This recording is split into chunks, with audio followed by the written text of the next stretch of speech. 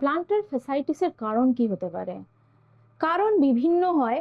যেমন ধরুন, ওভার স্ট্রেনিং এর জন্য, মানে খুব বেশি use of our plantar fascia, মানে অনেকক্ষণ দাঁড়িয়ে থাকা যাদের কাজ, ট্রাফিক পুলিশ বলুন বা ওষুধের দোকানে যারা কাজ করছেন, বা নর্মালি তাদের কাজই হচ্ছে অনেকক্ষণ দাঁড়িয়ে থাকা, তাদের কিন্তু এরকম প্লান্টার ফ্যাসাইটিসের চান্স অনেকটাই বেশি।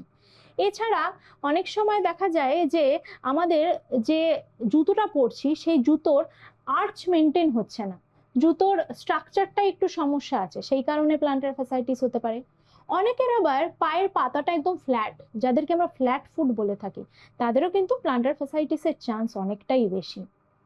আবার যাদের ধরুন বডি ওয়েট প্রচন্ড বেশি, ওভারওয়েট, তাদেরও কিন্তু পায়ের পাতার উপর অনেকটাই প্রেসার পড়ে, সে কারণেও কিন্তু প্লান্টার ফ্যাসাইটিস হতে পারে।